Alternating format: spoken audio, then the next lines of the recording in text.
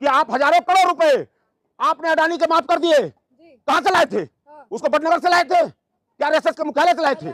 जनता का पैसा दिया था, जनता का पैसा आपने उनका माफ किया है, जनता का पैसा, किसानों का पैसा माफ किया है। एहसान कर रहे हैं क्या? इस देश में जवानों के कफन का पैसा खा गए ये लोग हैं। मैं बनारस की बात बता रहा हूं कि 4.5 घंटा मोदी जी 61,000 वोटों से पीछे चले। ये विपक्ष का एजेंडा है, पेपर लीक का। और तुम कहते हो कि मैं नहीं मानता, डिक्टेटरशिप चलेगी इस देश में।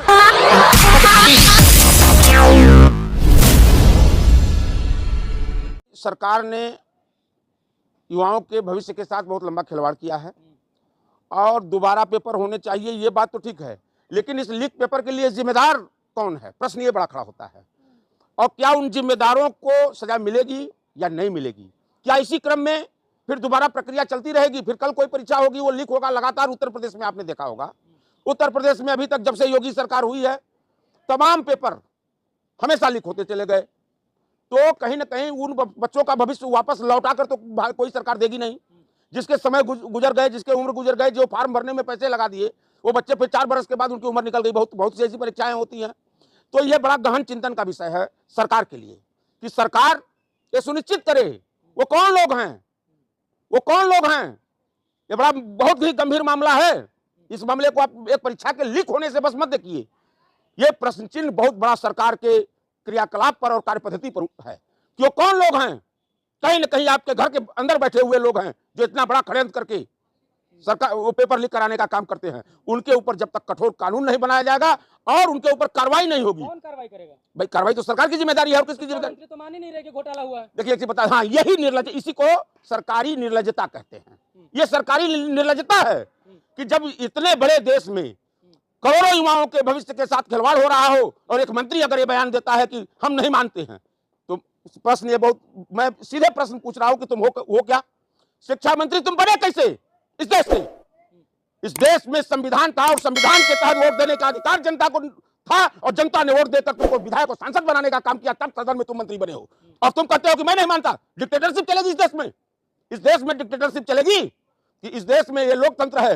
ये लोकतंत्र का अर्थ ही होता है कि लोक द्वारा स्थापित नियमावली की पद्धति में जब देश का संचालन हो उसको लोकतंत्र कहते हैं। विपक्ष वाले सिर्फ एजेंडा चला रहे हैं सरकार को बदनाम करने के लिए। ये विपक्ष का एजेंडा है? नहीं, ये विपक्ष का एजेंडा है पेपर लीक का। नहीं, कितना मतलब कि हास्यास्पद ये बयान है। पेपर लीक हो गया, तमाम हजारों करोड़ों लाखों बच्चों के भविष्य अंधकार में पड़ गया और आप कह रहे हो कि विपक्ष का है, ये विपक्ष का एजेंडा है। अरे विपक्ष और पक्ष की राजनीति अगर कह तो रहे ना कि इस्तीफा दो। देखो एक चीज बता दे, नहीं, विपक्ष सदन में जो बैठा है हमने उसको जनप्रतिनिधि बनाकर जिसने भी चुनकर भेजा है तो उसकी लायबिलिटी है, उसकी लायबिलिटी है। उस पर यह मत कह दो कि वो विपक्ष सिर्फ हल्ला करता है। जनप्रतिनिधि जनता चुनकर भेजती है और इसीलिए भेजती है कि हमारे समस्याओं को अगर मानस पटल पे सरकार नहीं सुनती है तो विपक्ष में हमारे चुने हुए नेता उस आवाज को उठाएंगे और उनकी आवाज को सुनना पड़ेगा। ये जिम्मेदारी है। और जनप्रतिनिधि अगर आवाज उठा रहे हैं तो सरकार को चाहिए कि तत्काल एक कमेटी बनावे और उस कमेटी को बनाकर इस परीक्षा में जितने भी गड़बड़ियां हुई हैं उसकी साफ सुथरी जांच करावे और मानस पटल पे स्पष्ट रखे और कार्रवाई करें उसको। क्या लग रहा है आपको, आप जो ये जांच की मांग कर रहे हैं उस पर जांच होगी या नहीं होगी? देखिए स्पष्ट बोल दूं तो मुझे नहीं लगता, इसलिए कि जब पुलवामा जैसे हमला किस देश में जांच नहीं हो अभी तक। आप बताइए, विद्वान पत्रकार हैं, पत्रकारिता करते हैं, तमाम न्यूज़ों को रोज कलेक्ट करते हैं। मैं आपसे पूछता हूं कि आप बताइए कि 20 जवानों की शहादत, 40 जवानों की शहादत पुलवामा में हुई, आज तक उसकी जांच आप कहीं भी हमको प्रस्तुत करके दिखलाइए कि उनकी जांच हुई हो। तो इस सरकार में हमको नहीं लगता, क्योंकि आम जनता का विश्वास घट रहा है सरकार के प्रति, घट रहा है। तभी तो सरकार बना लिया उन्होंने। देखिए आप उस नहीं, आप उस मुद्दे, देखिए आप उस मुद्दे पर सरकार बना लेना, सरकार बना लेना। जनता चाहिए तभी तो सरकार, जनता ने नहीं चाहा। देखो मेरे भाई, मैं बनारस का रहने वाला हूं, जनता ने नहीं चाहा है। आपको शायद ज्ञात के लिए बता दूं, आप पत्रकार हैं, नहीं हम बता रहे हैं। मैं बनारस की बात बता रहा हूं कि 4.5 घंटा मोदी जी 61,000 वोटों से पीछे चले हैं, वही बनारस रहा है। तो आप जनता की बात, जनता का मूवमेंट, उत्तर प्रदेश में जहां एक छत्र राज हुआ करता था 14 और 19 में, इनका 14 और 19 में एक छत्र राज इन्होंने तमाम झूठ बोलकर इन्होंने प्राप्त किए थे। जनता ने जब समझ लिया है तो जनता ने इनको 33 सीट पर लाकर खड़ा कर दिया। 60,000-70,000 वोट से जीत भी। नहीं, अरे यार तो 10 पीछे करके वो 10 लाख, देखिए वो 10, उनकी सरकार ऐसे नहीं मिल गई। जहां आप 19 में आपके पास कितने सांसद थे, बीजेपी के कितने चुने हुए सांसद थे, आज कितने जीते हुए। तो जनता का जो समर्थन है इनके प्रति, इनके सरकार के प्रति कम हुआ है। अब क्या हुआ है कि इन्होंने जो सरकार बनाया है वो सरकार मिली जुली कि आज इतनी बड़ी हिम्मत थी अगर मोदी जी में, तो उन्होंने वो क्यों नहीं संसदीय बोर्ड की बैठक भाजपा की बुला लिए? जी। अगर हिम्मत थी बुला लिए होते, इनका दूध का दूध पानी का पानी हो गया होता। ये जो बुलाए एनडीए की। लेकिन कहा जा रहा है ना कि 400 ना आने का दुख है, लेकिन 420 नहीं आया इसकी खुशी है। एक चीज बता दे, 420 कौन है? हाँ जी। ये प्रश्न है कि 420 कौन है? जी। कहीं ना जो कहीं नहीं, जो तेलंगाना सुनिए, प्रदेश के साथ है जो 400 का नारा दिए थे, फर्जी नारा, जी। ये वही बयान दे रहे हैं कि 420 नहीं आए। नारा तो आपने भी दिया था 295 और आप अरे मेरी बात सुनिए, हमने भी कहा था कि हमारे, और आपने देखा है कि हम ग्रोथ किए हैं, हमने ग्रोथ किया है। और आप क्या बात कर रहे हैं? बनारस से लगी हुई अगल बगल की सीटों पर नजर डाल लीजिए। 24 घंटा मोदी जी वहां मतलब गुमराह कर रहे थे जनता को, और वहां के अगल बगल की सीटों को आप देख लीजिए, जनता ने साफ नकार दिया है। और 420, हम आपसे बता दें कि भाजपा से बड़ा 420 कौन है? भाजपा से बड़ा इस देश में कमीशन खोर कौन है? जो कफन का पैसा खाए हुए लोग हैं इस देश में, जवानों के कफन का पैसा खा गए ये लोग हैं, कफन का पैसा खाए हुए हैं।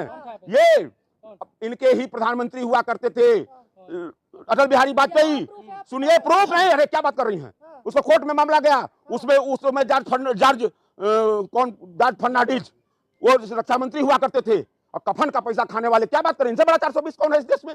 हाँ, इनसे बड़ा इस देश को ठगने वाला कौन है? ये राष्ट्रवाद का नारा देते हैं। राष्ट्रवाद की परिभाषा बताइए आप क्या है? पत्रकार है आप, हम राष्ट्रवादी नहीं है, आप राष्ट्रवादी नहीं है। मतलब जो भाजपा के समर्थन में बात करे वही राष्ट्रवादी है, यही राष्ट्रवाद की परिभाषा है। लेकिन कहा जाता था ना, जो राम को नहीं लाएंगे हम उनको नहीं लाएंगे। अरे एक चीज बता दें, राम कृष्ण या जितने भी हमारे इस देश के भगवान हैं, देवी देवता हैं, वो राजनीति से बहुत ऊपर की चीज है। देखिए, मैं उनके ऊपर कोई कमेंट नहीं करना चाहता। राम को लाए हैं, इनकी औकात थी राम को लाते? नहीं, राम आज के हैं, अनादि है राम। राम आपकी भी 55 साल तब क्यों नहीं बना? किसमें? आपके सरकार में? मतलब हमारे सरकार में अयोध्या नहीं थी? नहीं थी। आप जानकारी करिए, पत्रकार हैं, पहले पत्रकारिता कर रहे हैं तो जाके जानकारी करिए कि अयोध्या थी कि नहीं थी। अयोध्या में कौन लोग जाते थे? हम यही पूछना चाहते हो, कौन लोग जाते थे? कि राम मंदिर, जो रामलला का दर्शन करने जाते थे, वो किसका दर्शन करने जाते थे?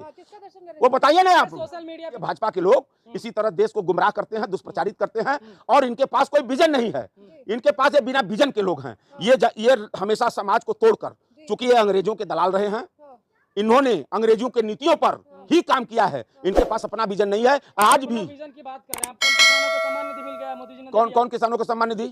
नहीं, आज किसानों की सम्मान निधि है। दिल्ली में आप रहते हैं, 700 किसान मर गए, आप कहाँ थे? आपकी पत्रकारिता कहाँ थी? नहीं, सम्मान की बात आप करते हैं तो उस दिन कहाँ आप थे जब 700-750 किसान यही दिल्ली की सड़कों पर मर गए हैं? उस दिन आप चुप क्यों थे? उस दिन क्यों नहीं जाकर सरकार से प्रश्न किया? जाकर मोदी जी से प्रश्न क्यों करना चाहिए था आपको कि मोदी जी 700-750 किसान दिल्ली की सड़कों पर चारों तरफ बॉर्डर पे मर गए हैं। किसान सम्मान निधि दे रहे हैं, एहसान कर रहे हैं। अन्न पैदा करता है किसान, हल चलाता है, सूखी सूखी खाकर देश की पेट भरता है, एहसान कर रहे हैं क्या मोदी जी? इनके बाप हैं अडानी? नहीं, इनके बाप हैं अडानी। हजारों करोड़ रुपए आप इसका प्रश्न तो नहीं, सुनिए, प्रधानमंत्री हैं तो उसकी मर्यादा पहले वो अपने पद की और अपने उसकी मर्यादा रखना सीखें, अपनी मर्यादा रखना सीखें। देखिए, जनता से सारी चीज जनता पर अब आप नहीं थोप सकते। जब आप खुद मर्यादित रहेंगे तब दूसरे को मर्यादा की नसीहत देंगे। आपसे मैं पूछना चाहता हूं कि आप हजारों करोड़ रुपए आपने अडानी के माफ कर दिए, कहां से लाए थे? उसको पटनगर से लाए थे? क्या आरएसएस के मुख्यालय से लाए थे? जनता का पैसा दिया था, जनता का पैसा आपने उनका माफ किया है, जनता का पैसा, किसानों का पैसा माफ किया है। एहसान कर रहे हैं क्या? एहसान हमारे पैसे पर ऐश करते हैं। दिल्ली में मौज मस्ती अगर जितने भी सांसद विधायक ले रहे हैं, चाहे पक्ष के या विपक्ष के, जितने भी लोग, वो जनता के पैसे पे ले रहे हैं, कोई एहसान कर रहे हैं? अगर रवैया यही सरकार की रही तो जान लीजिएगा, इस देश की जनता अब सब समझ रही है, बगावत करना पड़ेगा। इस देश में बगावत करना पड़ेगा। तो बन गए, अब क्या बगावत करेंगे? क्या अगले 5 साल के लिए तो बन गए वो? मतलब 5 साल बपोती है क्या? नहीं बपोती है, नहीं बपोती है। 5 साल अगर जनता, हम जानते हैं, सुनिए, ये तो कहे थे कि किसान बिल वापस नहीं करेंगे, यही नहीं, इन्होंने इन्हीं का बयान था। ये जनता जब अपने पे आती है ना, चूल हिला देती है, चूल हिला देती है। कौन जीता? नहीं, कौन जीता? दांत निपोड़ दिया। और सुनिए, अब नहीं जानते हैं, आप जानिए कि इनके ही बनारस जनपद की 2 विधानसभाएं चंदौली लोकसभा में लगती हैं। थोड़ा पता कर लीजिए कि शिवपुर विधानसभा और अजगरा विधानसभा में इनकी क्या हैसियत रही है। 24 घंटा वही नाटक किए हैं, 24 घंटा वही नाटक किए हैं। पता करिए कि इनकी क्या हैसियत रही है। तो क्या लग रहा है, फिर कैसे देख रहे हैं आगे? लग रहा है कि सरकार आपकी बन सकती है? देखिए, कुछ नहीं, इस पर मेरा कोई कमेंट नहीं है। आपके और किसकी सरकार में? सुनिए, मैं अभी 1 मिनट रुक जाइए। आपने जो पूछा उसका जवाब, जनता ने जोड़ तोड़ करके मोदी जी को सरकार बना लिए हैं। राहुल गांधी जी को विपक्ष में बैठने का 240-241 संसदों के साथ इनको जनता ने समर्थन दिया है। मैं ये बस कहूंगा कि सरकार गिरेगी कि रहेगी ये उनके लोग जाने जिन्होंने समर्थन दिया है। जी विपक्ष का ये काम नहीं है। हाँ, राहुल जी का ये काम है कि अब तो मजबूती के साथ आप संसद में बैठे हैं, अपने विपक्ष की भूमिका में जनता की आवाज सदन से लेकर संसद तक आप बुलंद करें, बस यही हमारा कहना है।